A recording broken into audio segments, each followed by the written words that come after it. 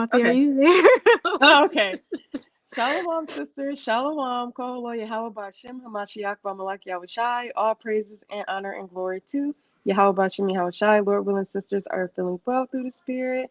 Today is another Titus 2 Tuesday. And as you can see, I have two special guests here with me today. So all praises to the Most High. I'm going to go ahead and let them introduce themselves before we get started. And this is just a brief introduction. This is just a brief introduction of who we are and what we do. So this is a Handmaid's Birthing Group of Yahweh Bashem Yahushai, and my name is Wathia, obviously, and I'm going to go ahead and let the other two sisters introduce themselves. Khan, shalom, y'all. My name is Tazalaya, and like Mawathia said, I am a part of the Handmaid's Birthing Group.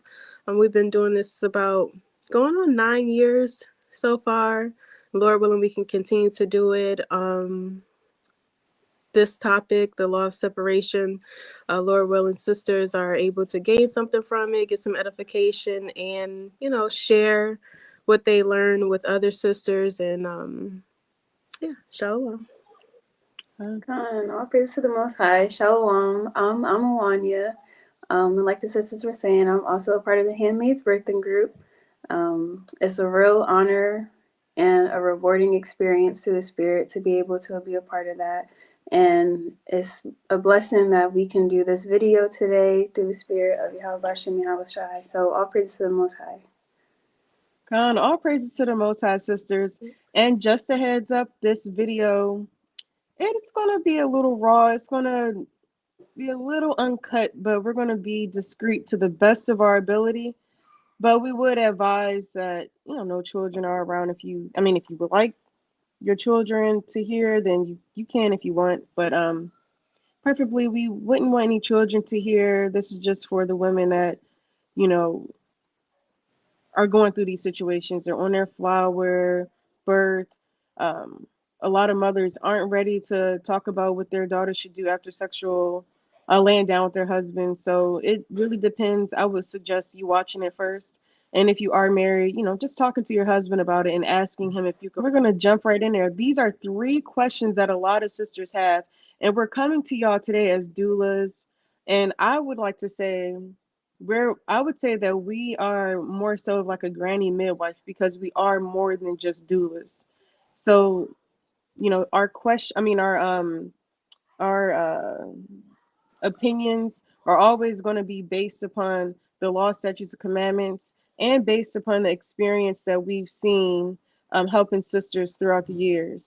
All right, so we're going to jump right in. These are the 3 questions that a lot of sisters have that are tiptoed around and they don't want to talk about it. Some sisters are, kind of, don't want to ask questions about it or they don't know what's going on. So we're just going to go ahead and touch on these topics through the Spirit as doulas. Okay. All right. So one of the first questions that sisters want to know is, I'm on my flower. Now what? Khan. The second question is, what should I do after laying down with my husband? And lastly, I just gave birth. Now what? So these are 3 questions that a lot of sisters ask through the Spirit, and we're going to go ahead and answer them through the Spirit and power of Yahweh Bashem Yahushai, Lord willing. So let's go ahead and get started, and we're going to popcorn read Leviticus 15:16 through 18, and I'll start. And if any man's seed of copulation go out from him, then he shall wash all his flesh in water and be unclean until the even. And every garment and every skin. Oh, Salaki. Verse 17, and every garment and every skin whereon is the seed of compilation shall be washed with water and be unclean until the even. The woman also with whom man shall lie with seed of copulation, they shall both bathe themselves in water and be unclean until the even. So it's very simple. You just have to wash yourself after laying down with your husband. And I'm going to go through the first slide. After sexual relations, what should you do? Number 1, you want to remove your bedding. All right, if that seed has been spilled, you want to make sure that you are removing your bedding. If it's on your clothes, wash your clothes, wash your sheets. That's going to be one of the first things that you do. And you want to make sure that you're taking a bath, that you're bathing yourself with soap, and you're washing yourself thoroughly.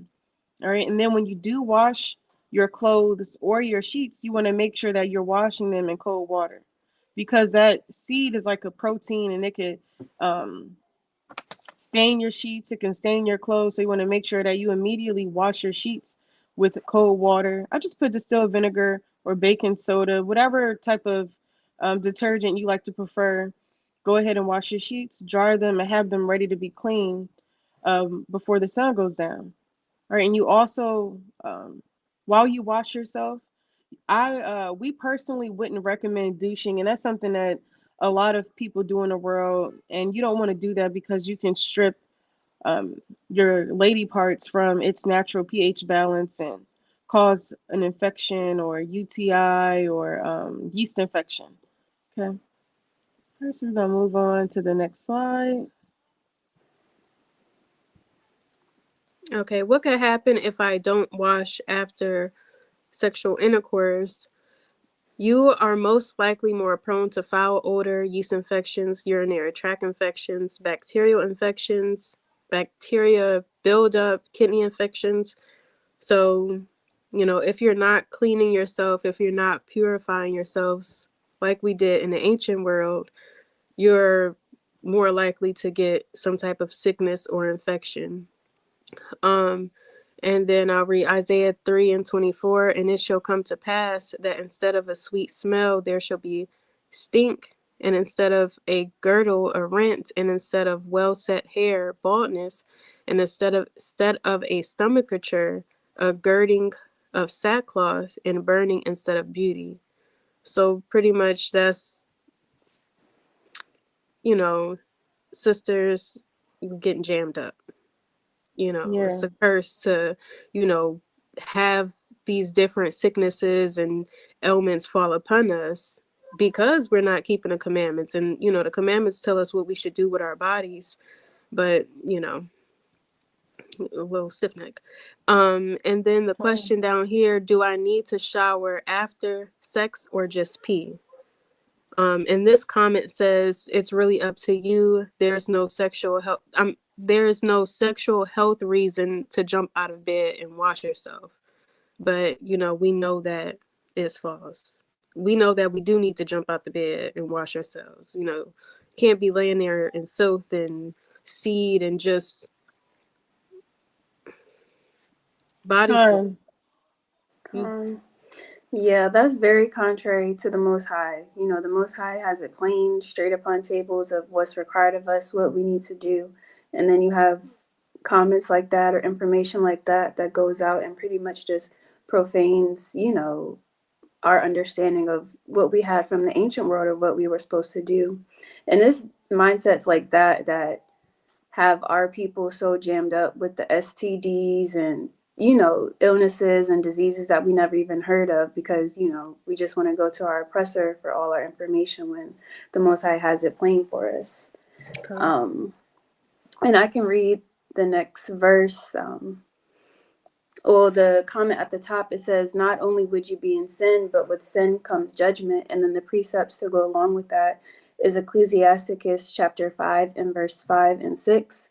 It says, concerning propitiation, be not without fear to add sin unto sin, and say not his mercy is great. He will be pacified for the multitude of my sins.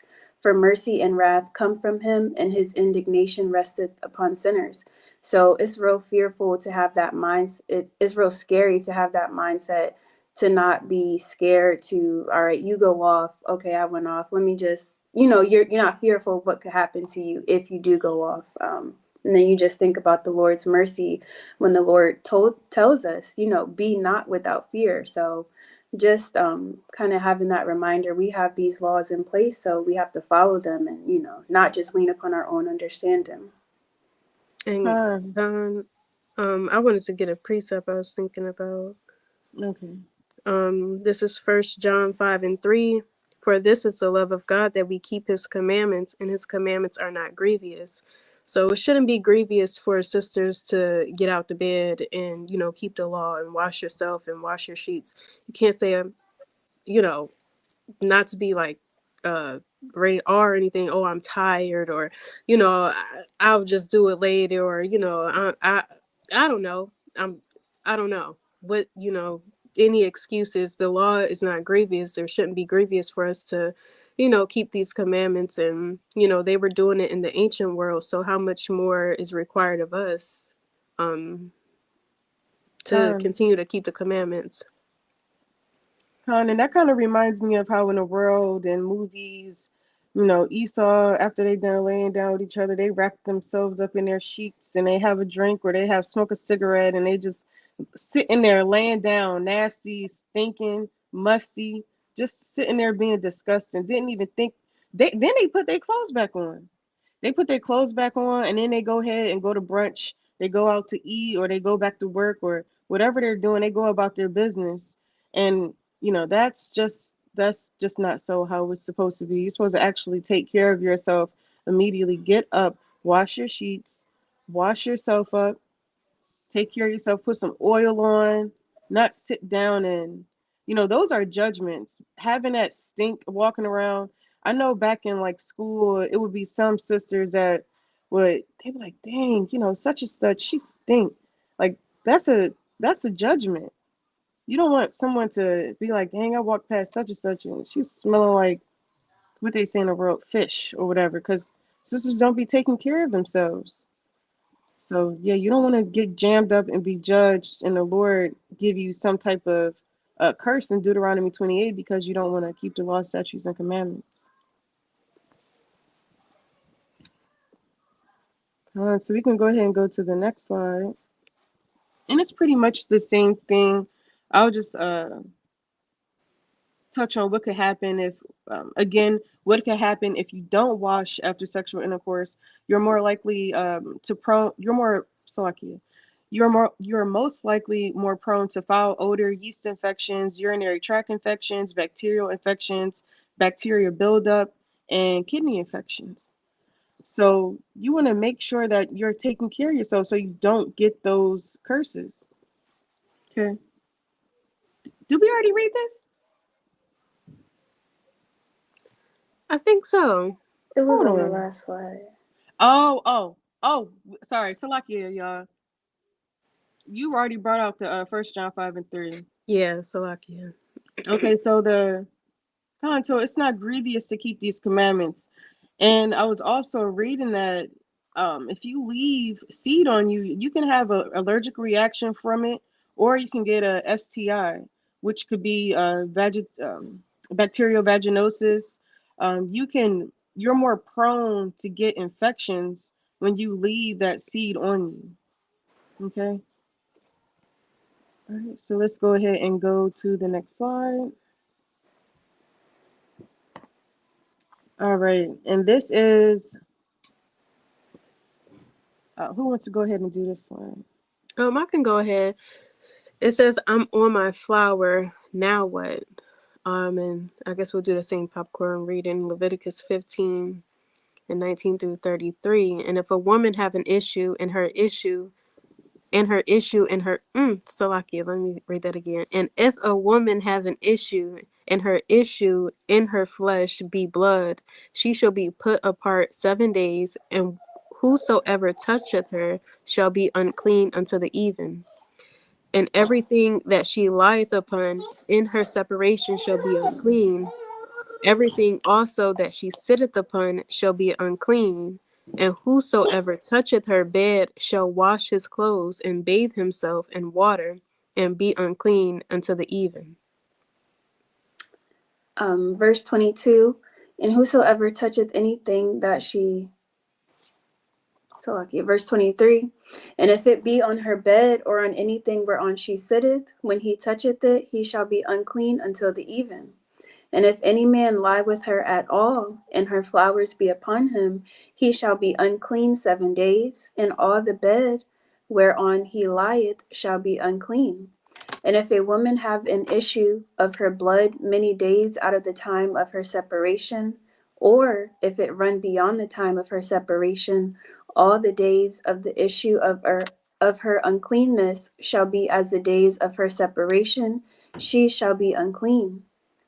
Every bed whereon she lieth, all the days of her issue shall be unto her as the bed of her separation, and whatsoever she sitteth upon shall be unclean as the uncleanness of her separation.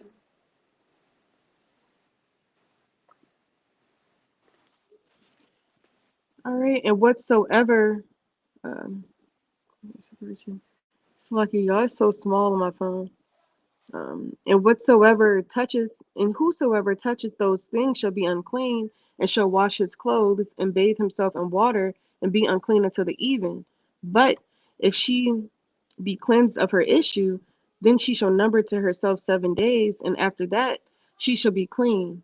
And on the 8th day she shall take unto her 2 turtle doves, so like your 2 turtles, or 2 young pigeons, and bring them unto the priest to the door of the tabernacle of the congregation.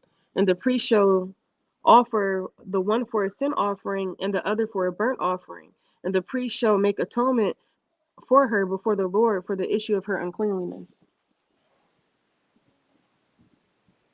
Verse 31, thus shall ye separate the children of Israel from their uncleanliness, that they die not in their uncleanliness, when they defile my tabernacle that is among them.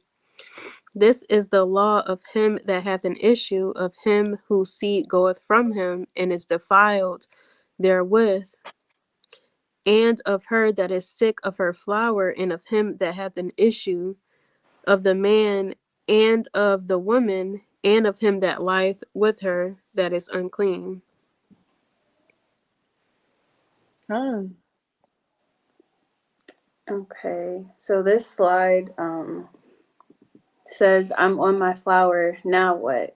So just, going back into the law, this isn't in the law, but in order for you to keep the law to the best of your ability, it's a good idea to try to best to keep track of your cycle. They have a lot of different apps that you can use where you enter in the last day of your cycle, and it'll calculate when the next one is expected, and just kind of use that information so you have an idea of when it might start. And this is just to properly prepare your husband, your household, in the living area or the bedroom, spare bedroom, wherever your husband might be staying.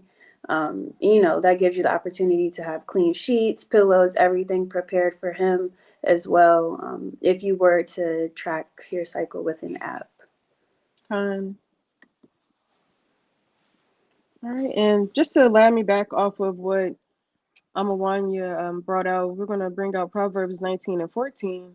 House and riches, it's like your house and riches are the inheritance of fathers, and a prudent wife is from the Lord. So being prudent is looking to the future to see what you can do better or to prevent evil from coming. So you want to make sure as a prudent wife that you are at least trying to keep track of your cycle to properly prepare your husband or your children and their area, their living situation, etc., because you are supposed to be set apart.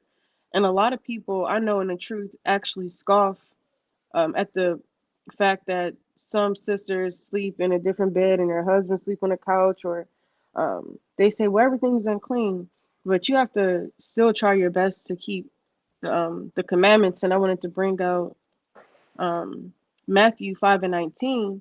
Whosoever therefore shall break one of these least commandments and shall teach men so, he shall be called the least in the kingdom of heaven. But whosoever shall do and teach them, the same shall be called great in the kingdom of heaven. So it's our duty, to let sisters know that this is still a law. The law endures forever. You still have to keep these commandments. Although some things are still going to be unclean in your house, you're going to touch the same doorknobs.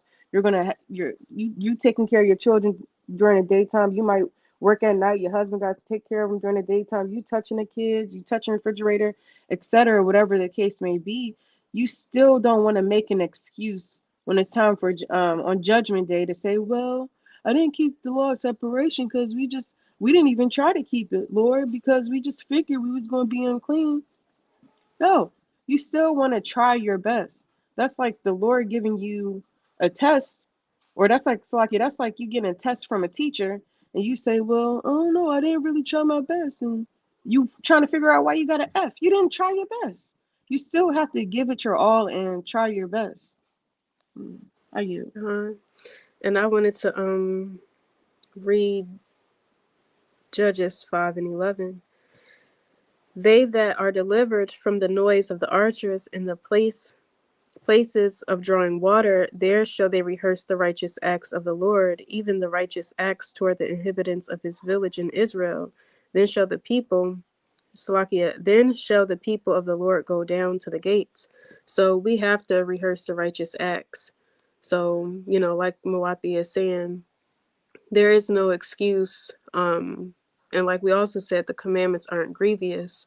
It's not a heavy thing to sleep in a separate bed for 7 days. You don't have to go out and chop wood. You're not, I don't know, you're not killing some dove. I mean, well, in the ancient world, but now, you're not doing something so grievous to you, or you're in for this captivity. It's not hard for you to, switch beds or, wash sheets, or it's not hard. That's what I'm trying to say. It's not hard. So, sisters should try and rehearse the righteous acts, to sleep in a different bed, or even if you gotta lay on a cot, whatever you gotta do, you have to do it and you have to try. Come And we're not doing this to please man, or we're not doing this to try to anything like that. We're doing this to please the Lord. So you can never go far enough when it comes to pleasing the Lord. So come on. And it is a lot. I know I was talking to Mawathia not too long ago, and I told her, it's all praises to the Most High that, you know, some people are doing this. Some people are, sleeping in different beds, or someone take the basement, someone take upstairs, someone take the couch, someone do this, someone do that, because a lot of people find it grievous. Like she was saying, a lot of people don't do this, and a lot of people are, oh, what do you mean? Why do I have to do that? Oh no, we can't do that. We only got one bed. Yeah, and We find other ways to get out of stuff. If you have to call out of work to keep Passover, you're gonna find a way. You're gonna do what you gotta do. You're gonna do what you have to do to keep the commandments. You can't pick and choose. I get what I'm saying. Colin, and I remember a sister did ask that. She said, "Well, we only have a one bedroom apartment. Well, you got to make it work. You have air mattresses. You have the floor. You have a sofa. There's ways to make it work.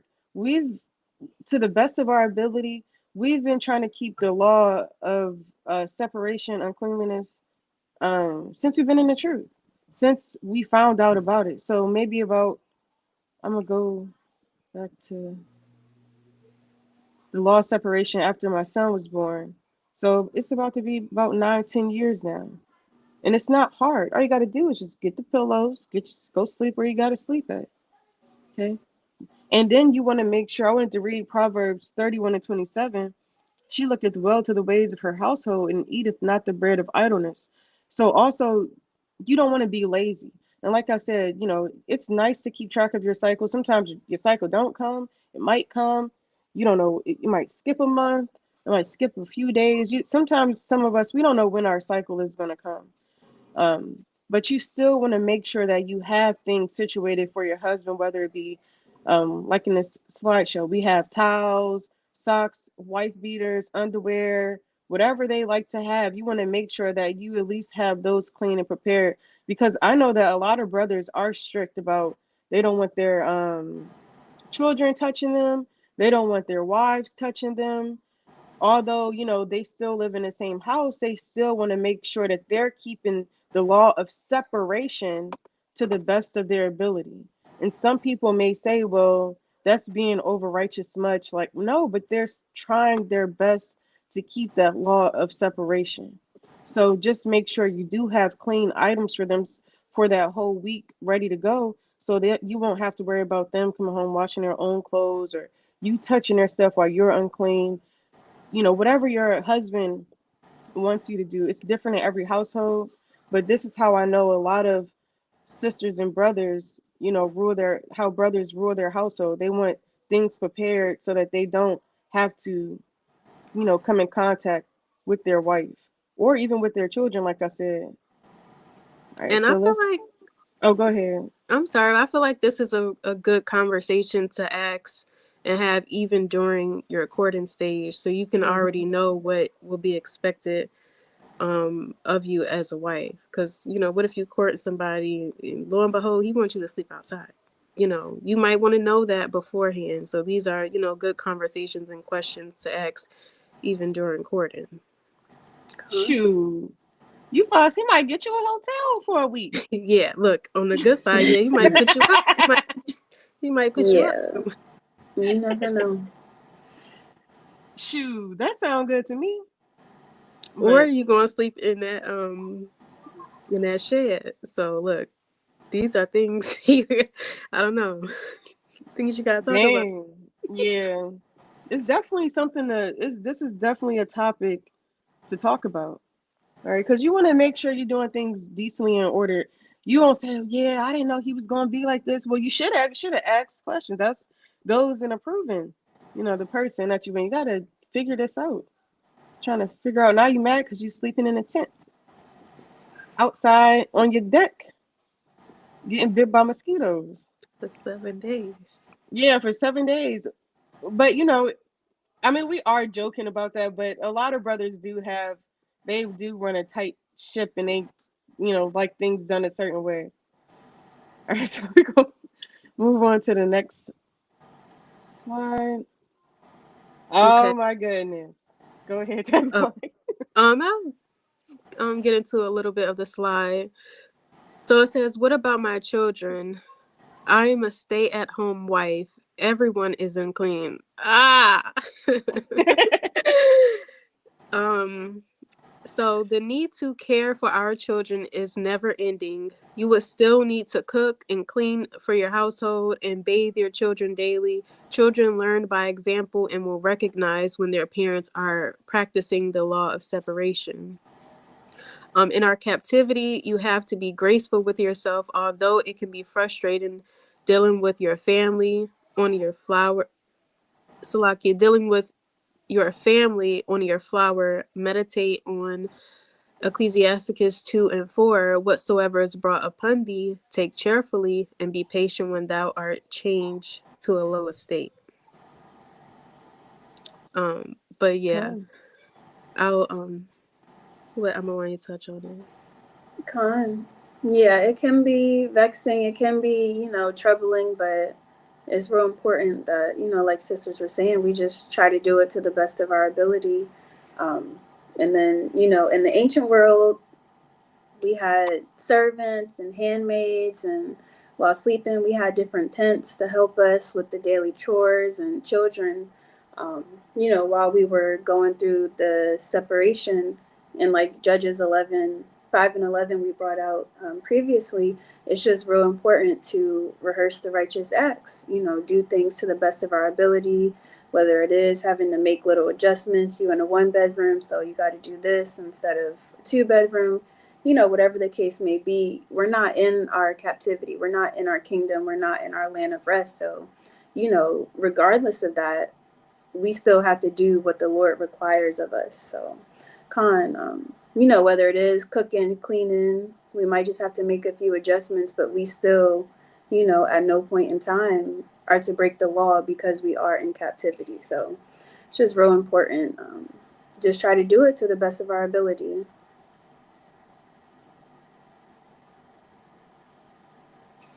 Oh, you're on mute.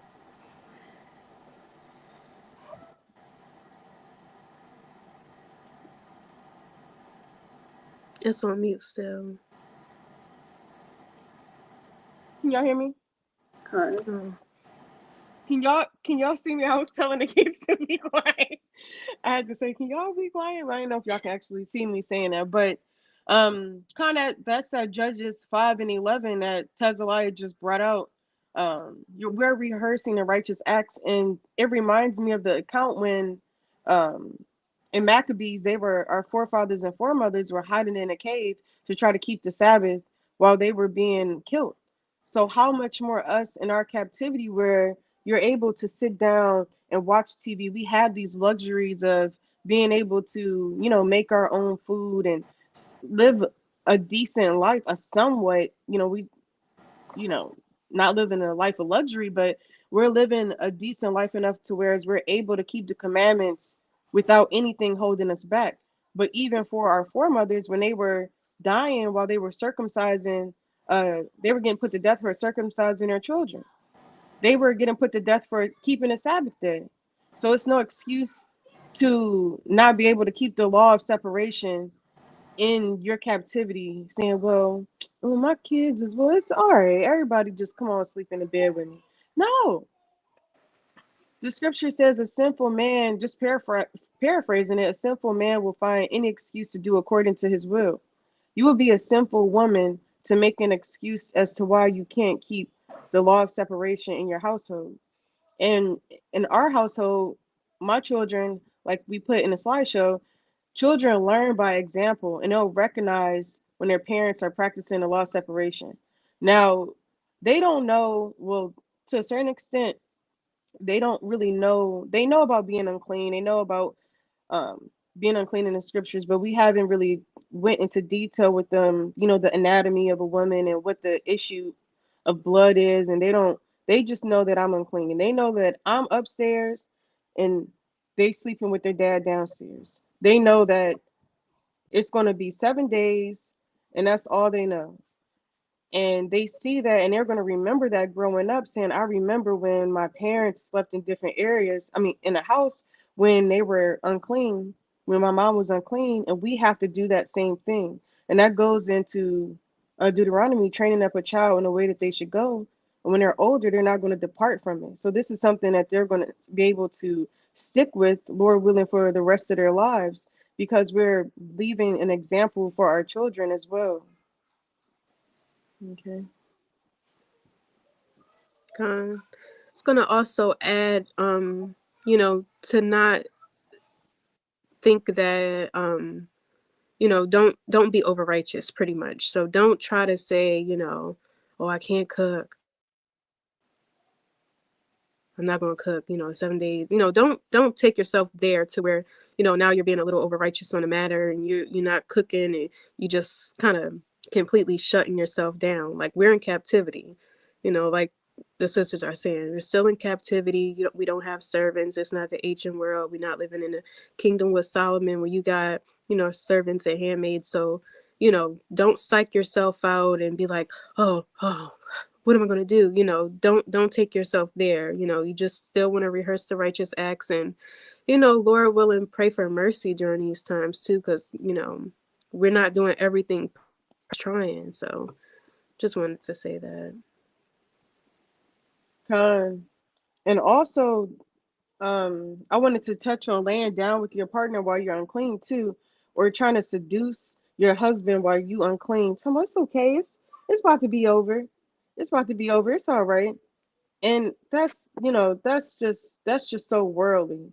And I see that all the time on like TikTok or Instagram. Like people will make memes saying when she's still in her cycle, but put a towel down.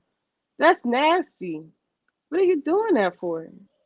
Why would you want you're sick on, the scripture says you're sick on your flowers. Your body is sick. Your body is getting rid of excess blood, um, waste, clots. It's getting rid of, it's shedding the lining of your uterus. Why would you want that on your husband, on your sheets, all over your legs? Like that's just, it's just giving very heathen. It's giving cave, like you just don't care. Like you just don't have no, um, what's the word? You don't have no class, no morals, no virtue. Just, I I hate couldn't seeing stuff imagine. like that. I couldn't imagine our foremothers, and that brings me to the account with Bathsheba. I was thinking about, um, and I'll just get straight to the point. 2 Samuel 11:4, and David sent messengers and took her, and she came in unto him, and he lay with her, for she was purified from her uncleanliness, and she returned unto her house. So even in the ancient world, they were rehearsing the righteous acts, and purifying yourself and not laying down when someone was in their uncleanliness. So how much more now? And if our forefathers seen some of the stuff that's going on now, they might put you out. They might, you gotta go. You might get jammed up. So yeah, it's nothing new under the sun. We still have to rehearse the righteous acts and remember the days of old. Yeah, you can't just say, well, we can just lay down together and we can sleep in the same bed because look, now you're unclean 7 days and I'm unclean 7 days too. That's just it's making me mad just thinking about it. Like you just doing that's why we in captivity now because Israel was thinking like that. Israel were doing these type of things. That's exactly why we are over here right now. Just just doing what you want to do. What you want to do. And I have a quick precept too. James 2:10.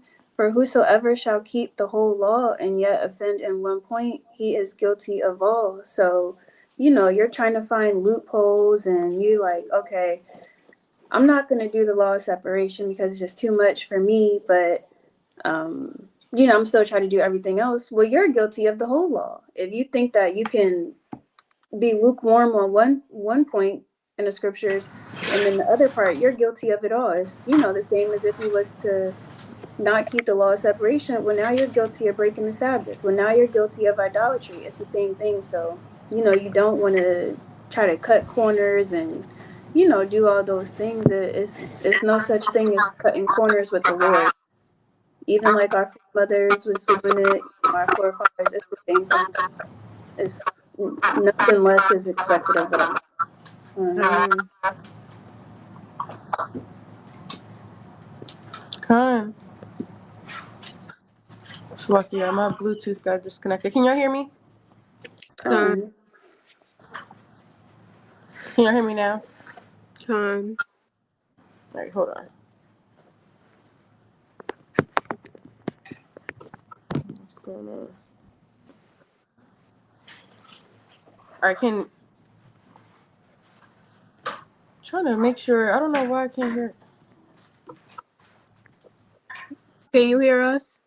Yeah, I can hear you. I just can't hear it. Hold on. Let me try to disconnect my. Let me connect my Bluetooth back. What's this?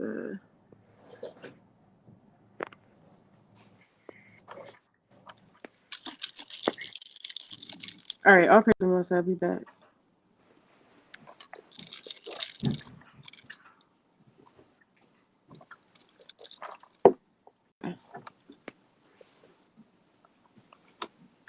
We can edit that part out. All right, all praises to the Most High. All right, so moving on to the next slide. All right, so this is something that we just been really, really, really wanting to talk about through the Spirit. So all praises to the Most High. We're gonna go in detail on cleanliness while on your flower. So, Kahalai Hauba Shim Shai, and this is something that we don't really talk about, or I don't even want to say that we don't really talk about. I feel like a lot of mothers don't teach their children or teach their daughters how to be clean while we're on our flower, and a lot of us had to learn. A lot of us, if you ask 9 times out of 10, if you ask your sister if their mother really talked to them about it, they're going to say no. Just straight up, they're going to say no. All right. So we're going to go in detail. Tazali's going to have a demonstration, but I'll start at Uh, I'll start at one. All right. All right. So the first thing that you do when you're on your cycle is you have different options. You have pads. You have and we can show that in the next slide. Whatever you use, you want to make sure that you're changing your pad, sanitary napkin, etc. You want to change that, and then you want to wrap your sanitary napkin with the lining. And Tazlaya is going to show you guys an example of Mm-hmm. how to do that. So this is the pad. Okay. So did I freeze? I think I'm No. okay. So this is a pad. So say you just, you just take this pad off. So what you're gonna do with your dirty pad is you're gonna roll it up, and it kind of has like a picture briefly. Oh, they do have a picture. So they have a picture of the pad being rolled up. So you would do the same thing. You would take that pad off and you would roll it up. Okay. So when it comes to concealing or removing pads, taking pads off, I like to think of it as you want to make it appear that you're not even on your cycle. You don't want anybody, of course, your husband, your children, people are going to know that you're on your cycle only because you're separated, but they shouldn't see any remnants of anything cycle, period, related ever. Like they should never see it. So you want to roll your pad up to be as small as possible. You don't want, blood just hanging out. This is the last thing. I'm sorry, y'all, because you never want to put your pad in the trash like this.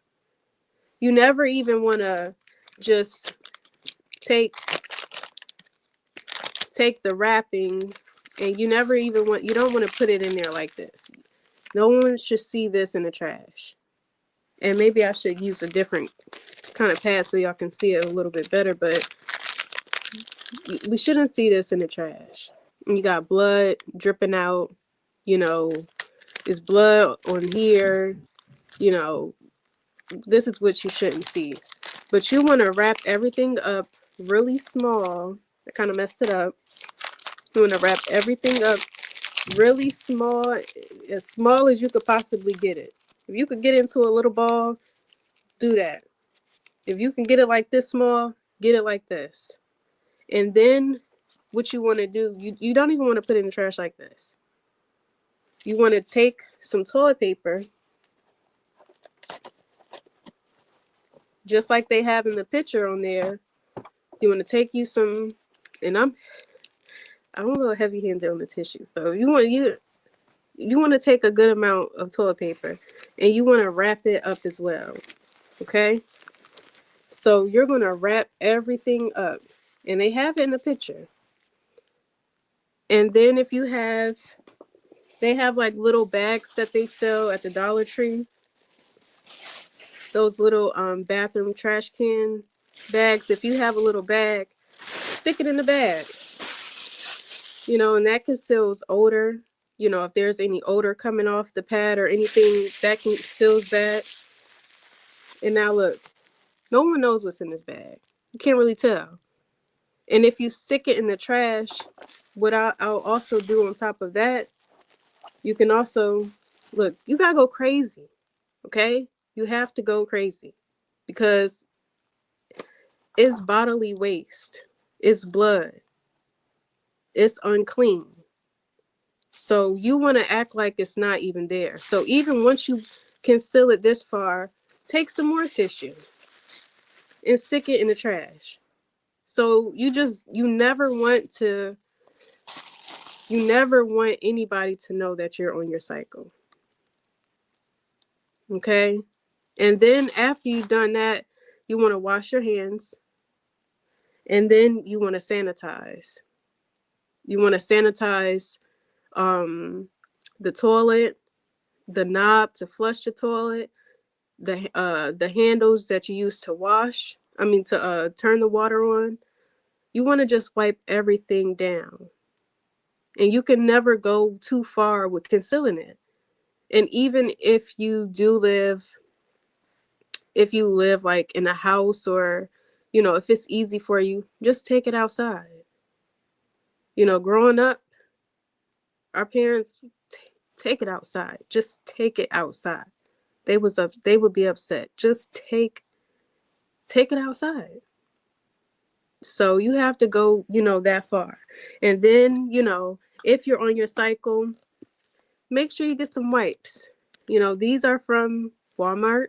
I think they was probably like $3. 75 wipes. You put these in your bathroom. So you can put the wipes under the sink, on top of the toilet, whatever you want to do. You take the wipes and you just wipe everything down. You can get them from what? The Dollar Tree. You can get them from Walmart, wherever you shop. Just get wipes. And if you know your cycle is coming and you're shopping for your pads, even, you know, I don't know if sisters use, I'm sorry, I don't know if sisters use tampons, but let me see, I don't know. If sisters use tampons, you'll do the same thing. So, I don't even, say you just had a tampon. You just take the tampon out, you're going to do that same thing to conceal it just as you would do a pad.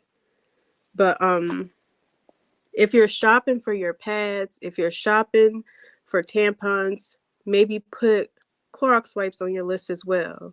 Put sanitized spray on your list as well, and also add mini trash bags on your list as well. And then even some spray. We like this Clorox stevia. So if you know, get some nice spray, wipe everything down, spray everything down, then you leave the bathroom fresh. You don't want the bathroom, every time you leave the bathroom on your cycle, it smells like Iron. iron. It smells like Chitterlings. chitlins. It smells like inside. It smells like straight up someone just had a baby. I don't know if you Yeah, ever smelled that baby smell, not a good but smell. that's what you want to avoid on your cycle at all costs. Yeah. And I wanted to just land me back and add the wipes, the disposable wipes. Even if sisters do use those wipes, if they're not flushable, do the same thing. Roll them up in some tissue, put it in the bag. But nobody wants to see that blood on a wipe sitting in the trash can. Or Con- if you use that um, the water bottle, the perinatal bottle, if you use that bottle, that might leave a splash of white blood, or you want to make sure that you go in and before you're done, when you're done washing your hands, and you look around and really make sure that there's no sign that you were on your cycle in this bathroom. And you just want to Con. clean it up. And I was gonna say too, even if there's no remnants of anything, so say there is no blood or you didn't have no splashes, still wipe it. Still wipe everything down, whether there's something on there or not. You still want to just sanitize, and you don't want to be using everybody's bathroom on your cycle. You go into Yeah. people's houses and you in one bathroom, then you in the other bathroom. They go in their bathroom, they see your pad staring right at them. You know, we want to be mindful of these things, and this is a part of being a woman and being a lady and being an example as well. Yeah, you definitely want everything, nothing on top of the trash can, nothing visible, like the sisters were saying. And then I was gonna add, even if you do use a spray bottle, that's not something that should be out for, any and everybody to see, or even your pads that's packaged, you haven't used them yet. Those shouldn't be sitting on the counter ready for you to the next time you use the bathroom. It's about discretion when with everything. So like the sisters were saying, nobody should know that you are on your cycle. And I like that point. Like, your husband should not have to see, or your children should not have to see your pads on the sink. You know, you got pads splattered out all over the bathroom sink, and pads all over the place. You got pads in their bathroom, pads in your bathroom. You got just pads everywhere. Huh. All right, so we're gonna move on to the next slide. It's an echo. Can y'all hear me? I could hear Con, you. Hmm. Y'all don't hear that echo? Technical difficulties. Okay, so now we're back So now we have a great understanding on how to, and it's okay. It's okay if sisters don't really have the understanding on how to dispose of your items. Don't feel embarrassed. Don't feel like, oh, I wish I would have known that. It's a learning experience. Everything, and that's what sisters are here for. This is what we're here for, to help sisters through the spirit. You make mistakes, you learn, and you just self-examine on what you can do better. So all praises to the Most High for that, those instructions. Okay. All right. So, did y'all want to touch on this? Yeah, I can start out with this slide. So this Okay. is the second part of cleanliness while on your flower, and this goes into showering. Of course, you want to not just take one shower every 2 days or every couple of days. You need to be showering every day, morning and night if possible. It's real important that we maintain that cleanliness. And when it comes to actually washing, you don't want to use the same washcloth. You need to have 3 washcloths, and period, you should have at least two. But, at least 3 washcloths when you're on your flower, one for your face.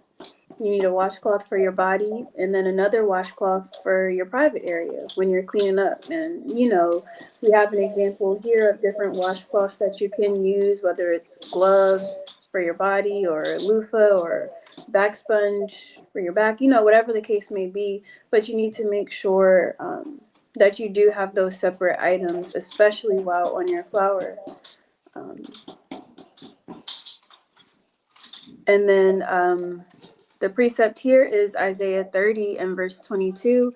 Ye shall defile also the covering of thy graven images of silver and the ornament of thy molten images of gold. Thou shalt cast them away as a menstruous cloth. Thou shalt say unto it, get thee hence. So, just like how we would do if it was an idol, cast it away, a graven image, cast it away. That's the same thing that we should be doing with these cloths. They, y'all get the point. Yeah. Yeah. Oh, yeah. We're supposed to do that with the pads. Throw them away. Get them out of there. And I was reading that in the ancient world, sometimes they would burn them. They would burn their rags, their cloths, Con. etc. And it just makes me think about even, it might be some sisters that, you know, consume their placenta or have some type of dealings with their placenta after birth, but it kind of ties in with that too. You have your placenta is compacted with all that blood, and to consume that doesn't make any sense, because if you're throwing away waste from a cycle, any waste, besides that baby, everything else that comes out is waste that should be thrown away, and you're unclean during that period. So it's pretty much no difference between even being on your cycle. You're kind of flushing that stuff out. You should not hold on to it. You should throw all that waste away. And yeah, the point on the washcloths, that's important too, because you don't want to be, yeah, like she said, y'all get the point. You don't want to be wiping one area and then you washing your face with the same towel that you wiped your butt with. I'm sorry for the lack of better terms, but you know we want to be mindful of these things and clean. We come from a clean people. you know when they was building up the temple, and the laws and the instructions, we're a real clean, holy people, set apart. So we're not like the heathen. We're not like Esau, who don't even know how to, Esau don't know how to do these things. We have to teach them how to do these things. So we're not like the heathen. We know how to be clean. We're a clean people. Um, Kind of just let me backing off of the situation with the placenta. Yeah, that's unclean. It would still be unclean. It's like it's nothing you can do to make. You can wash it as many times as you want. You can sanitize it. They can dry it out, grind it up. It's still a product of from when you were unclean. So and we're going to touch on that, even when you're done with your days of purification and you eat something, that was still unclean, that organ, and that's an organ. You eat that organ, it's like you just kind of go, you're just going backwards. Yeah. You're going backwards. It doesn't make any sense logically or spiritually to eat. I don't know. I feel like if that's the case, you might as well just, it's okay to eat human flesh because that's all it is. Yeah. Like if you get your spleen removed or your appendix or like one of those organs that, people frequently get removed, are you going to sit there and eat that just because it came out of you and you heard that it's going to do this, that, and the third for you? No, you're not going to eat your appendix. So you should not eat, you shouldn't eat anything that comes out of you. Not, Yeah. when you hear something like that, that automatically makes me think that's what witches be doing. They be taking Yeah. the period blood and doing the spells and, all that kind of stuff. So, you want to avoid that like the face of a serpent. So, it's not wise to do. Yeah, it's not wise to hold on to it or keep it in a deep freezer. You got to buy all your meats and you cooking for the feast day, and everybody just ate placenta chicken that's defiled because it was laying down next to a piece of your placenta from your birth. Don't do that. It's just unclean. And And I Don't it's do that. no, no, so yeah. go ahead. I'm sorry. I was just gonna say it's no spiritual connection to your placenta. Your placenta didn't form your baby. Your placenta didn't keep your baby alive those 10, 9, 10 months. You know, your placenta didn't do nothing. Your placenta did Oh, something, but it ultimately did nothing because it's the Lord who kept your baby alive, who fed your baby, had your baby sustained in the womb. So it's no emotional connection that should be there with the placenta either. And I wanted to read Deuteronomy 12:23. Only be sure that thou eat not the blood, for the blood is the life, and thou mayest not eat the life with the flesh. So there's no moment in time where you need to sit down and eat a bloody placenta. And like, the sisters are saying, even if you wash it, oh, I purified it, I soaked it in some herbs and some, no. Mm-mm. yeah. Yeah, just throw it away. And those same things that you think you might be getting from that placenta, you can probably get it from somewhere else. If you're looking for some type of herbs or supplements or something like that, you can get it from somewhere else. You don't need to get it from the placenta. Fine, and that's what literally the Lord said. He made medicines out of the earth. And if you're wise, you're not gonna abhor them. You're not gonna be like, I don't want to do that. I don't need that. I just eat my placenta. A wise woman is gonna make sure that she has the proper herbs that she needs after she's done delivering her baby to heal and to produce milk. Okay. All right. And then we also have on the slide different types of items that sisters may use. The menstrual cup. Personally, I've never used that. I've never used cloth reusable pads either, but I know that some sisters use those. But those are different options as well. The menstrual cup, it just sounds a little messy to me. It sounds a little like you don't know Yeah. what's gonna happen. If that cup spill out, it's over. I mean, it's Hmm. completely over. Yeah, I heard someone not too long ago, they were saying they used a menstrual cup and they was trying to take it out and everything just spilled out of the cup. You talk about a bad day. And Ah, then, yeah, I'm not even gonna go into it, but yeah, yeah, that's just I don't know. I'm thinking about stories of people saying stuff getting stuck upside of them, and their roommates having to try to go inside and help them get it out, and just a little too much. But whatever sisters, feel comfortable with. And the just the to insert things that are not supposed to be inserted, even though some sisters might use tampons or, you know, menstrual cups or things like that. But it's just something to meditate on, you know, the Mm-hmm. health of just, you know, putting foreign objects in your body. Um, I'm gonna go ahead and move on to the next slide. Oh, and we didn't touch on different soaps as well. It's whatever soap you like. I don't know. I just put these up there because I know that I personally like the Castile soaps. It doesn't even have to be Dr. Bronner's. It could be something a little cheaper, whatever you like. But those are good soaps to use as well. Okay, so let's move on. All right, so I'll go ahead and start this slide. We already touched on the washcloths and um, the underwear. You want to make sure that you have the proper undergarments on as well for your cycle, that you're not putting on a thong or a G-string and your pads slipping everywhere, pad all on your thigh. You want to make sure you have proper underwear, panties to put on as well. And I put these preferably 100% cotton panties. All right. Sorry, I can't see. Oh. And we already touched on the gloves, the brushes, the different soaps.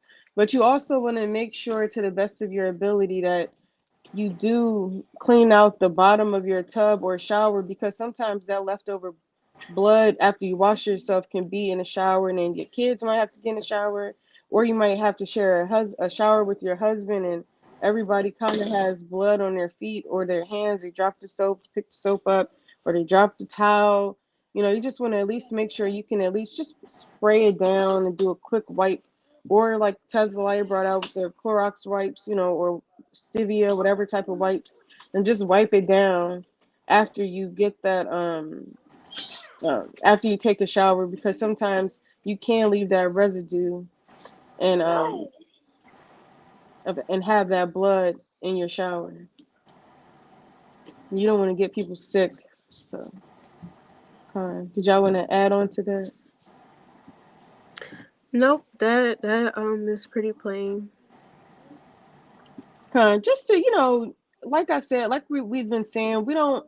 It's not grievous. You just want to, and it's think about it. It's only um once a month that you would really have to do this. And like Mm. the scripture says, you want to look at the well to the ways of your household and make sure that you're not leaving any blood behind. Okay. All right, so we're gonna go ahead to the next slide. All right. Okay, so on your flower at your workplace or school, um, and I'll start off with Ecclesiastes 7:16. Be not righteous over much, neither make thyself over wise. Why shouldest thou destroy thyself? And then I'll read Galatians 5:16. This I say, then walk in the spirit, and ye shall not fulfill the lust of the flesh. But to touch on the be not righteous over much, you don't want to, like we said, you don't want to overthrow yourself and overconsume yourself, and trying to keep the law to the best of your ability. Yes, you want to keep the law to the best of your ability, but you don't want to let it get to your head where you just like, oh, I'm unclean, I gotta go to work, should I sit there, should I, you should still do the best that you can, but we are in captivity. We're not, like we said before, we're not, in the ancient world during the time of Solomon, David. We just, you got servants, you got handmaids, you don't have to go anywhere. You still have to work, you still have to go to school. So, you know, most of the time when you're going to work, you're just sitting at your desk. If you have a desk job, or you know you can just try to maintain yourself to the best of your ability. Even going to the bathroom, you still want to make sure you're being clean in the bathroom at your work. If you're going to the bathroom or you're going to school, you want to make sure you can seal things. You want to make sure you're not leaving anything left behind. You got pads open in the trash, and you still want to be clean, no matter where you are. But I'll let someone else pick up if they want to add. Yeah, like Tesla was saying, we're not able to take off the whole week during that week and, just be at home and not really deal with it. Being in captivity is an inevitable part. It's stuff that we have to deal with. And I'll bring out the last precept one here. It's Galatians 5 and 22 through 23.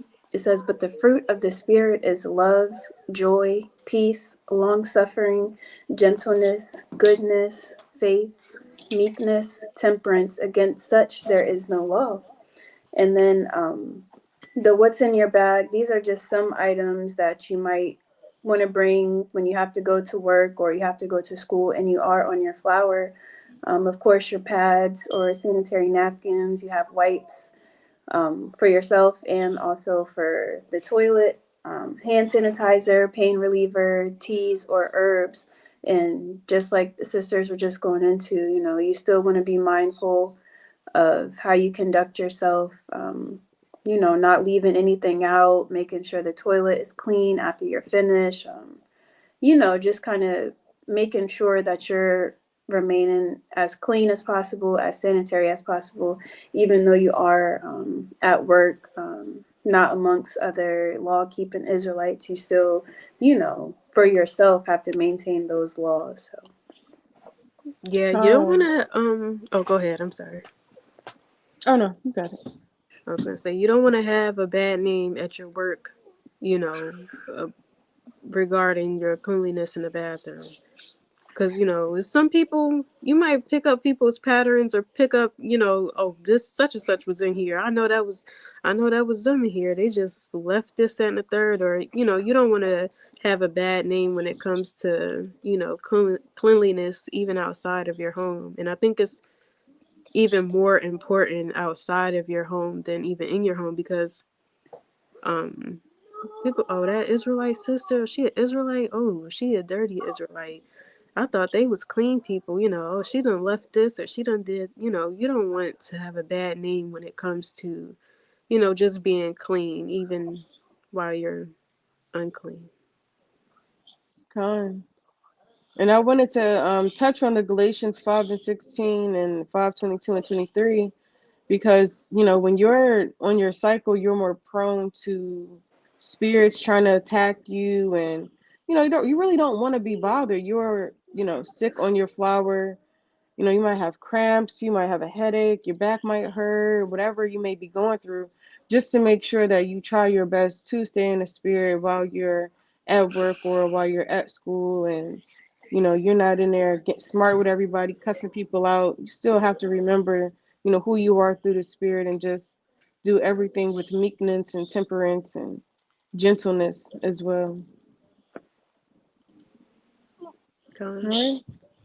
All right, moving on to the next Oh, slide. and just to add to about what's in your bag, you know, even though I'm pretty sure sisters know this, but some may not, but you never want to be walking around with your pad in your hand going to the bathroom. You Hmm. got one pad in your hand and you got some Tylenol in the other hand, and you walking around talking. You like we said, being on your cycle, you want to be very, very discreet.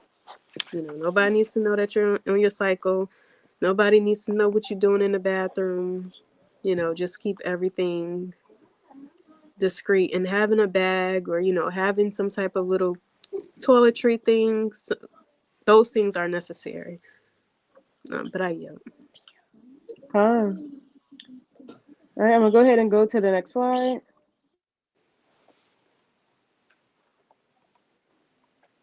All right. So lucky my phone was about to die, so I'm trying to charge it and keep it up at the same time. But I'm moving. We can move. All right, so now let's go to the next slide. All right, so this is a cleanliness on your flower again. So at the end of your flower, you do want to make sure, like we brought out in the beginning, you want to wash your bedding, your clothes, your items. Make sure that you take the time and you wash your items. So like yeah.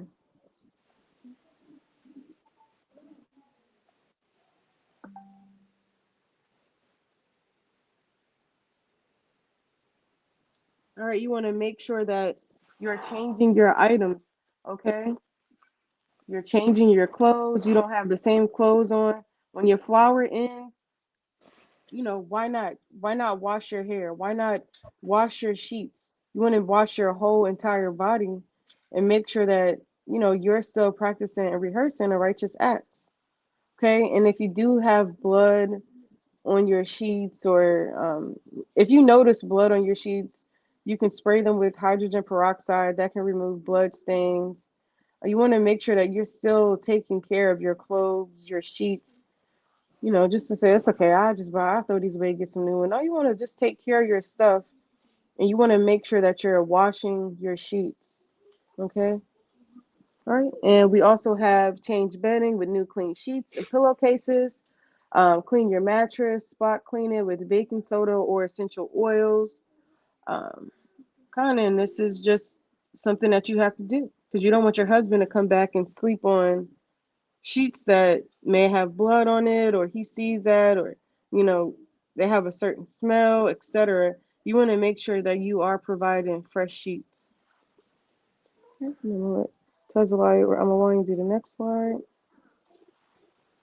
I can go into this slide. So this is an article from going on 2 years ago now, 2023. But the title of it is Spain approves paid menstrual leave, first country in Europe to do so. So just reading a little bit of the article, it says the Spanish Parliament on Thursday approved the creation of a sick leave for women suffering from incapacitating periods, becoming the first country in Europe to do so. And then it just kind of goes on to talk about, women can call in sick and about the number of votes that the government did out there. But you know, that's not bad. That's real nice that, even though that's Esau out there, that you have that option to be able to call out of work if you're not feeling good. And, being in this captivity, we deal with a lot of ailments, period, but a lot of times it's symptoms that come along with our flowers, whether it's cramps or headaches or, stomach pains, backaches. So, to have that is nice. It's a nice option to be able to utilize. Of course, in Babylon, I don't know if at least my workplace doesn't have it. I'm not sure of any other ones that might, but it's real infrequent. You gotta come to work. You gotta work through it. You gotta deal with it. And even on maternal leave, we different countries like Switzerland and all these countries, you can take 6 months, 8 months, a year leave after you have a baby. In Babylon, you are lucky if you get 6 weeks most of the time, which might be not paid, half your pay, a third of your pay. So it's nice to be able to have that opportunity, to utilize paid menstrual leave. Time. It really doesn't make sense. That's why the law of the Lord is perfect, because it really doesn't make sense to work and have an issue of blood coming out of you, and to go to work and be around everybody and touch everything, and it just doesn't make any sense. And that's why I hate Esau, because they just think that they just have it all together. They think that they're so smart, but y'all don't even have enough common sense to um y'all don't have enough common sense to say, dang, this is kind of sick. This can get people sick. This can cause, and that's why we have a lot of the diseases that we have, because we're not practicing the law of separation. People wonder where all these diseases come from. You got people, you have Edomites that literally go to the bathroom, change their pad, and we see it all the time. And what do? They don't even wash their hands afterwards. Mm-mm. They go right back to work, stocking up your groceries, stocking up your bananas. You buy some bananas from the store, and they're defiled with blood, and you don't even know it because they're not washing their hands. And they try to normalize. I don't know if normalize is the right word, but you know, the Most High has it set up for us to be separate during that time, and they try to normalize it with things like, you know, us still going to work, and then maybe not TMI, but you know, but they have things called free bleeding where you don't wear anything, you just let your cycle flow out down your legs, on your clothes, whatever the case may be, and they try to promote that or make it seem like it's acceptable Mm. when you know that was never the case and it never should have been the case. Yeah. Yeah. And we was just Wathi has sent like um a TikTok of a older. She's pretty much. What was she, like 90 something? I think she was pretty old, but she had children. I guess maybe 50 years ago or so, and she was saying even then after she had her babies, she didn't leave the house. She couldn't leave the house, even though it was only for 3 days. But she said she couldn't leave the house because they said back then you were unclean. So even our foremothers, when I say foremothers, I mean like 50, 60 years ago, elder women now, even them, they knew in a spirit that you couldn't leave the house when you're unclean, or it's certain things that you have to do when you're unclean. But Esau completely just you know changed everything in their sickness because they don't know any better. They like being, they like blood. They like menstrual blood. That's why you got Edomites doing face masks with their menstrual blood, or you got I don't know, all these different types of things. They like to play with menstrual blood and just being real foul. So Esau wants you to get out the house. They Right. they want to be around you while you unclean. They like stuff like that. But shoot, for sisters that have like sick time, if you have a lot of sick time, or if you want to take off a day, look, I'm here for an off day.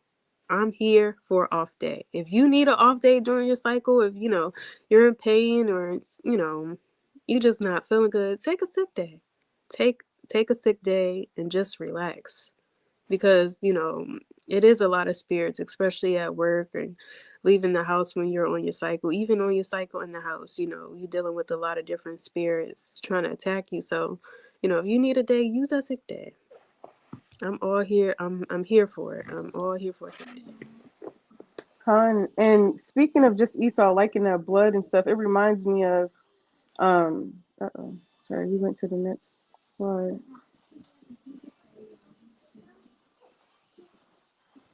It reminds me of that one Edomite. I think he was like a Rockefeller, but he said when he died, he wanted to come back as a disease. Like, you want to come back as a disease to kill people. Like, they sure enough do like that stuff.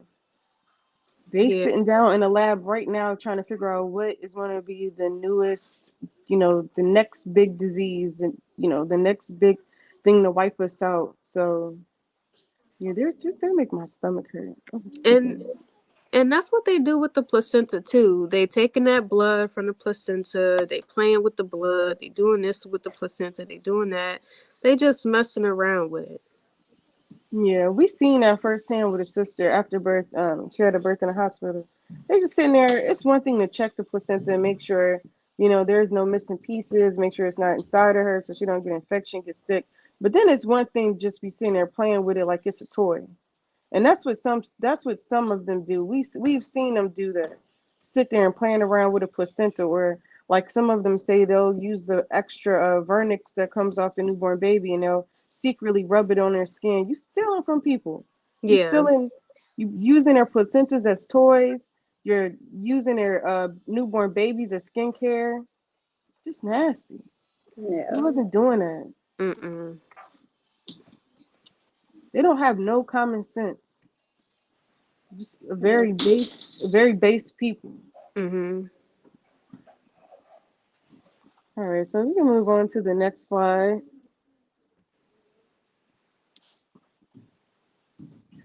Okay, so this is a little bit of Israelite history for Mary Beatrice Davison Kenner. And I'll read a little bit. Kenner's first patent, Salaki, was in 1957 for the sanitary belt. While she originally invented the sanitary belt in the 1920s, she couldn't afford a patent. Over time, she improved her earlier version and other versions that were patented before hers. The sanitary belt aims to prevent the leakage. That's not even a word that I just said. The leakage of menstrual blood on clothing, which was a common problem for women at that time. The Sun Nap Pack Company got word of this invention in 1957 and contacted her intending to market her invention. However, when they discovered that she was black, they declined. Beltless pads were invented in the 1970s, and as tampons became more popular, women stopped using the sanitary belt. And that's Eve for you. That's Jake for you. Always the inventors of everything. Just the salt of the earth. You name it, we invented it. Yeah, they're so smart. They couldn't even think about how they could prevent. Esau's so smart. They couldn't even think about how they could prevent having uh, blood on your clothes. She's like, I know that this is going on in our community. This is going on. We need to put an end to it. And I was doing some reading as well, and I think around this time they didn't have the Oh yeah, it does say that they declined because she was black. But I think around this time, shortly afterwards, they came out with the wings on the pads as well. But obviously, whatever they were using, it wasn't really working well. And I remember my granny, she used to say, "Oh, you need to have pretty much it was like plastic underwear." And I remember she used to always say that, and I would just be like, I don't know if you remember that Tesla, but I would just be like, I never seen that before. Ever remember her saying that? Yeah, Mm-mm. she used to say that all the time. I was like, I never heard of. I don't know if that was a thing. I didn't look it up yet, but I'm sure it was. But yeah, that's creative too. And I think we are talking about it not too long ago too, like what they might have been using in the ancient world and how we know through some precepts that they had napkins, they had some type of cloth, they had something. They wasn't just free balling and leaking, you know, everywhere. And Esau, I want to know how long they was going without anything, cuz it seemed like they just started thinking about it, maybe after she came out with this patent, now they're coming up with different stuff, but Esau probably didn't have anything. Yeah, it probably wasn't no more than like 40, 50 years ago that they started, utilizing something. Even going back to them even knowing how to wash up and stuff. We had to teach them how to wash up. So it's not even surprising that, they was doing stuff like that. So Con. Mm-hmm. And just to read the precept, Deuteronomy 32:7, remember the days of old, consider the years of many generations, ask thy father, and he will shew thee, thy elders, and they will tell thee. Yeah, Oh. All praise to the Most High for this sister. And she died. I think she lived to be like 90, maybe like 90 something. I mm, think she died in 2000 and maybe six or nine. I can't remember, but she lived to be at least 90. So she lived a long life. con, And she came from a family of inventors. con. Right. So all praises to the Most High. We're going to go ahead and move on to the next slide. And we're going to start closing this out, sisters. We know this is long. All right, so we're on to slide 17. I mean, this is just a brief demonstration of the 28-day cycle of the endometrium. And sometimes sisters, it could be 32 days, however long. But that's why I think it's wise to get the app so you can kind of tell of how long what your cycle is. All right, so this is the uterus. Just a little brief example. Your uterus is shedding. That's what your cycle is. You go through these different phases to shed your uterus. You know, And that's what your cycle is. So sum it all up. And just to go back to a few slides, like even what you were saying, like you're gonna know, yes, you can track, but you're gonna know when your cycle comes too. So you're gonna feel, every sister knows when their cycle is about to start. You're gonna have some type of feeling. You might start having cramps, or your Mm-hmm. back might be hurting. You might notice certain things in certain parts of your body. So it's something to even learn more about your body. It's important to do, just not to solely depend on the app, because the app is just Esau. Mm-hmm. You're trying to track, and it can be misleading, but it's important to also know your body. You don't want to go somewhere and then you end up on your cycle and I didn't know my cycle's gonna come. You gotta kind of know your body and know what's about to happen. And that's important.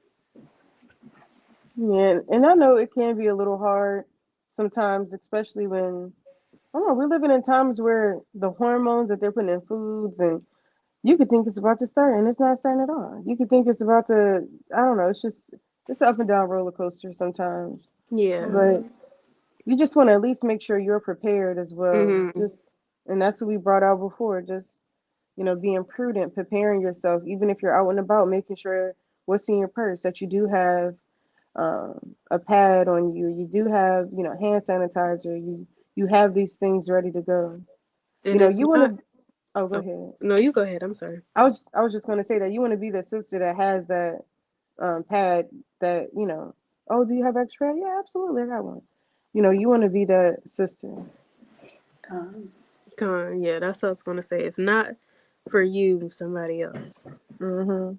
I don't know how many times we've all, if not asked, someone has asked you before. Mhm. Just you gotta, this or that. um, But yeah. And I'm looking at the menstrual phases, and they say that when you're on your cycle, you're about 1 centimeter dilated. So those cramps are opening up your uterus to expel that excess waste out of your body, and that's pretty crazy. So my goodness, you 1 centimeter dilated at work, typing up a essay, a paper, getting rid of your endometrium. Mm-mm. With your back hurting and the headache. Yeah,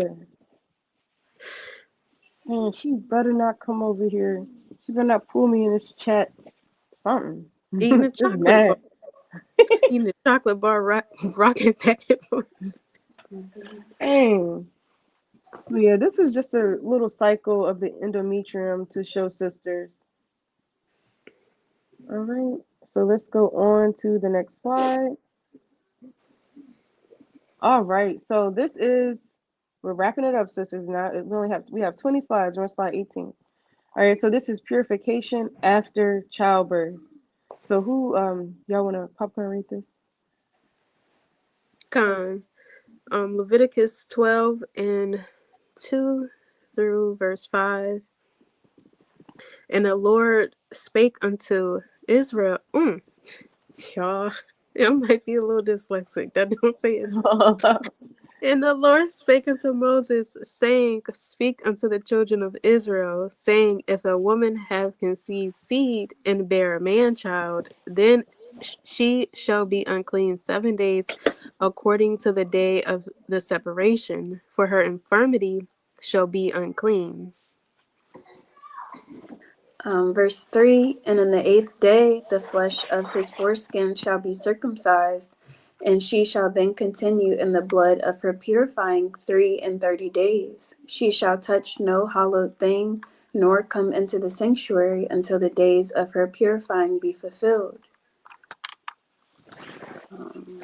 And I could read verse But 5. Oh, okay. go ahead, you got it.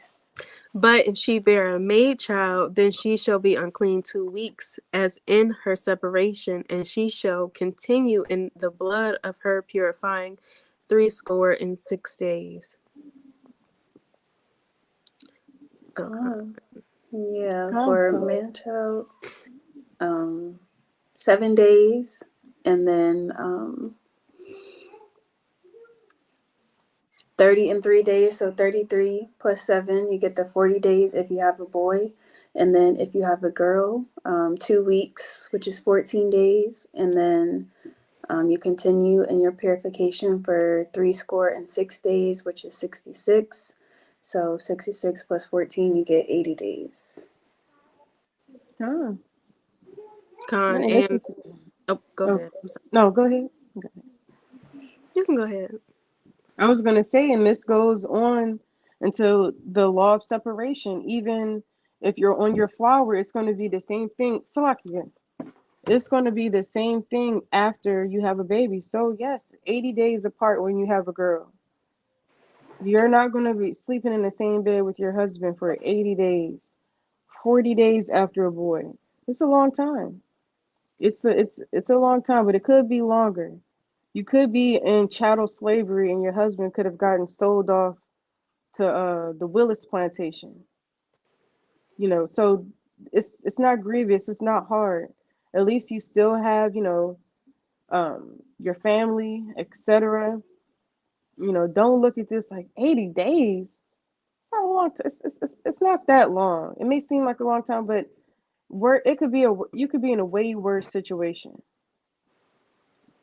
Take the time, read to your baby, get your mind right, prepared for being a mother, whether it's your first child, your second child. Think about things that you can do better.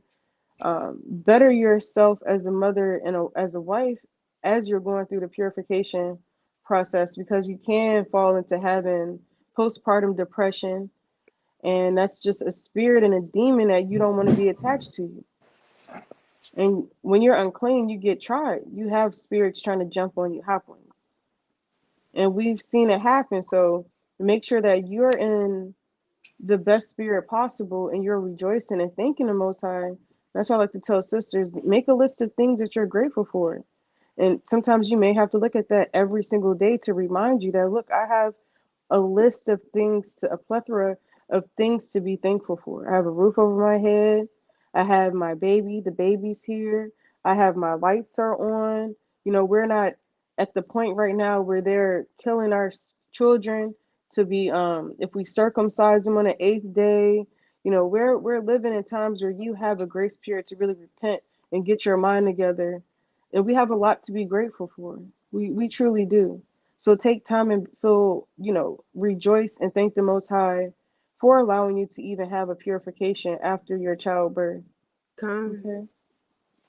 Yeah, it's a blessing to even have the baby. So being separated for 80, 40 days, that's nothing. That should be light work for us to be able to do. The Most High just gave you a whole child. And, he saw you through your labor and delivery. So, if we have to do this, we can't be, we can't think it grievous to us to not do it. And, the same things that we had talked about, washing the sheets and, concealing sanitary napkins, pads, things of that nature, you want to still do that even, after childbirth. You might be wearing an adult diaper for the first couple days or a week or so. So you still want to conceal that and, throw things out, throw any waste out. Just keep those same cleanliness things that we had talked about before, even after the baby. Washing the sheets frequently, even though you're going to be unclean for 80 days, don't mean you need to go 80 days without washing your sheets or washing your pajamas and your clothes. Just saying, well, I'm already unclean. Might as well just keep it this way. No, that would be real nasty, to say it plainly, to just go 80 days without, or 40 days for the boy. So, just making sure you're washing the sheets and, doing those things, same things, trying to be as clean as possible. But I yield.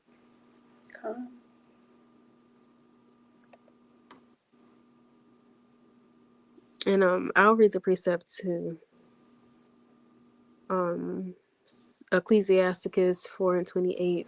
Strive for the truth unto death, and the Lord shall fight for thee.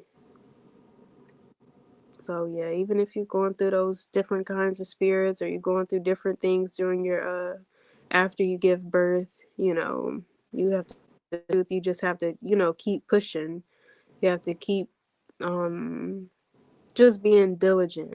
It's like you have to go harder because you have a whole baby, so you have to push yourself to even go harder than you were doing before. I got a whole little baby. And then oh, praise to the Most High. The other picture, circumcised on the 8th day, that's also part of the law. So, same thing. Whenever we do have a boy, you want to make sure, you're in allowing him to enter into that 8th day covenant as well. So, um, And doing your best to do it too.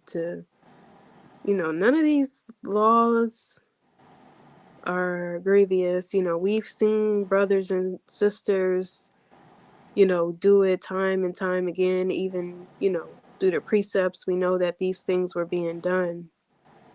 So, how much more us? We can't say we're in the truth because, you know, we got on head wraps and fringes and that's it, and a skirt. But, right. when it comes to these laws, you know, we think light of them. We shouldn't, think light of these laws.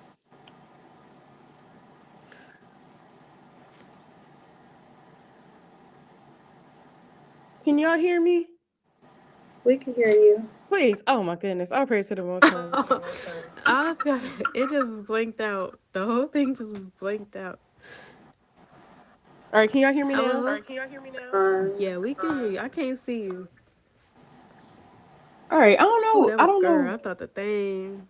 No, it was Eliana called I Mama, can't and I hear had you. to. Dang it, for I real. I can can't hear hear you. you. You can hear Maybe me I gotta now. come out. Okay. I'm gonna leave All right, and then come and back I'm gonna in. come back. Hold on.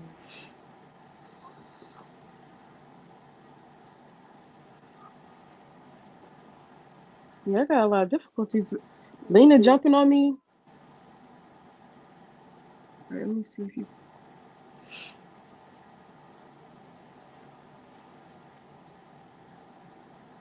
Yeah, the last slide is literally just the. Not the wide one. Can you hear me? Yeah. Dang, it do make you look real wide too. Yeah. It's stupid. Like it's.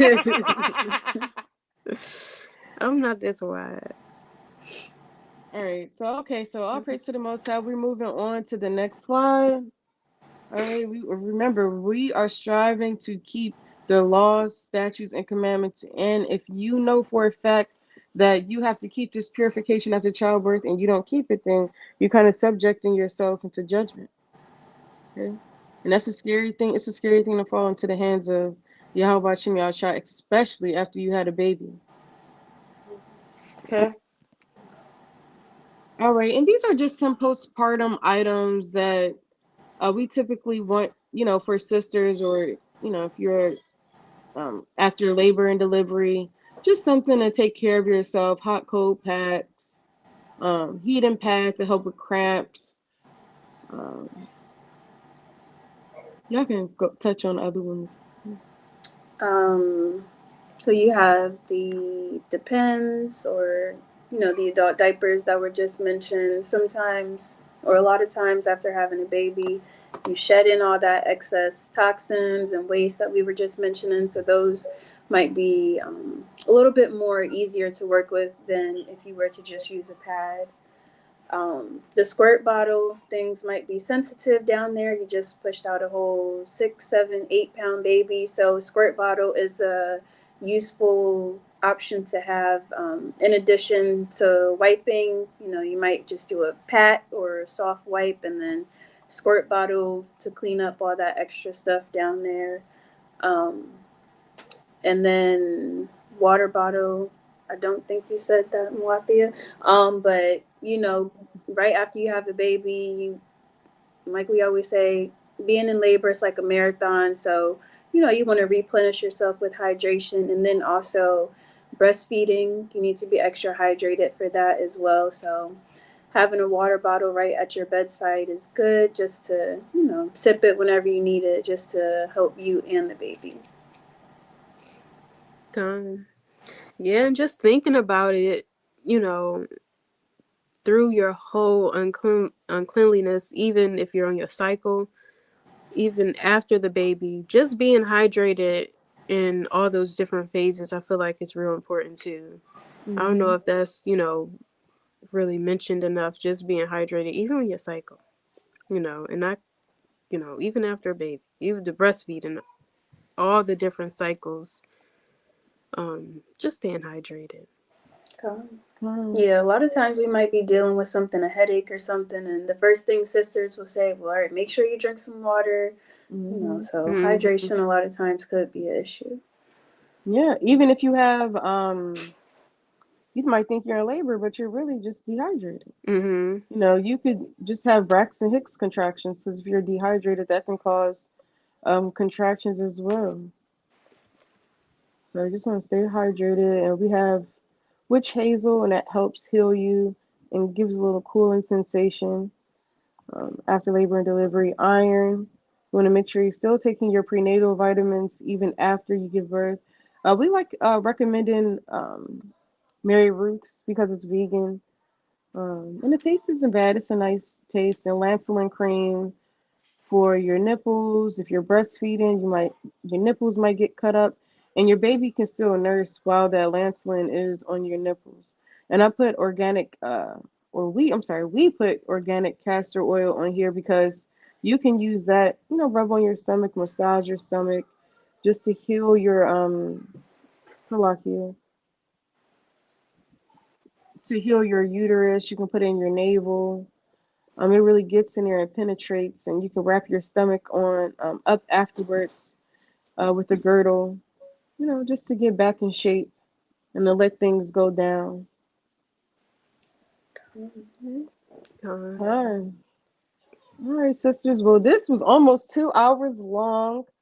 All praises, honor, glory to you. How about you, Meow Shy? We're going to go ahead and close it out with our last slide, which is just how you can get in contact with us.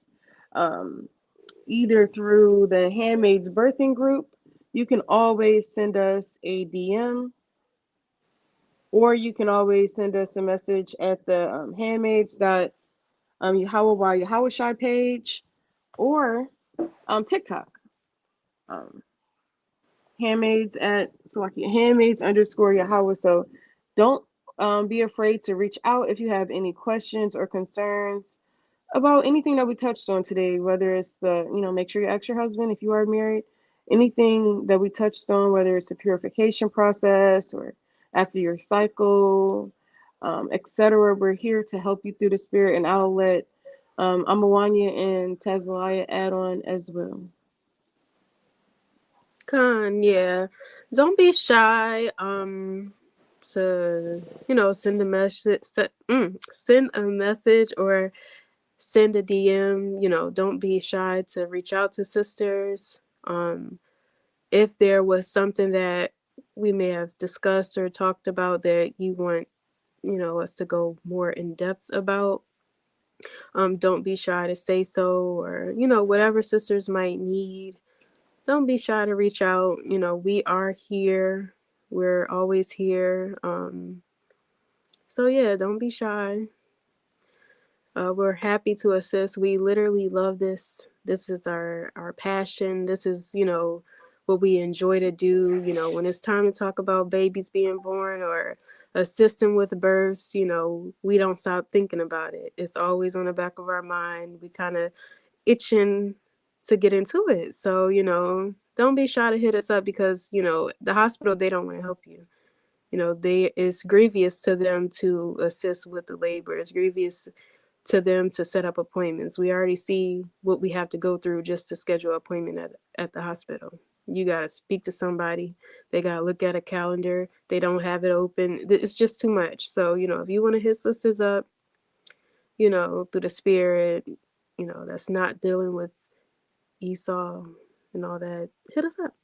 We'll be happy to help.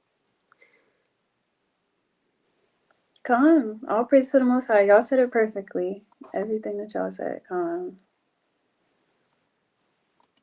on. All praises to the Most High. All praises to the Most High. And once again, this is our introduction, although we have been doing this for some years now, but we don't really show, or we don't really, if you look at the Handmaid's Birthing Group Instagram, we don't have any pictures of ourselves really. So, again, I am Awathia, and we have been doing this. I'm Dula Mawathia, and I think, how many babies have we helped, be delivered so far? How's Lion now? It's over 20. Over 20. It's a little over 20 babies, and we've been it's over 20. It's a little over 20 babies. It's not a lot. 20 is really not a lot. When you really think about it, it's not a lot. Not compared to our foremothers. We have foremothers. What's the number? What, 500 babies in maybe 20, 30 years? That's a lot. But Lord willing, we can get up there. Come on. Oh, yeah. That would be a blessing and an honor. So, we're like 20 babies in. So all praises to the Most High. And like I told y'all before, we're more than just doulas. We're a little, more. We in there. We're a little bit more active. But all praises to the Most High. And I guess we just do a close out introduction one more time. And I'm sorry, we're not only just doulas, midwives. We're also cooks too. We do it all. We're a little bit of everything. Whatever moms need, whatever your household needs, we literally do it all, and we love doing it. I can't express that enough. How much we actually love doing it. We're cooks, nannies, servants, maids, laundry service. Yeah, and we love it. That's why you see, we're talking about it. I just feel like we was kind of called to do it through the spirit. So, all praises to the Most High again. I'm Dula Mawathia. We have Tazalai Amawanya, and we are the Handmaid's Birthing Group. The water so much for all the sisters that watch this video. You know what they say? Like, comment, and subscribe. Like, comment, and subscribe. And Lord willing, y'all have a beautiful week. All praise to the Most High. Shalom. Shalom. Shalom. So we don't actually have to leave. Hold on. Wait. No, we do have to leave. Hold on. Oh. No, you can chop it.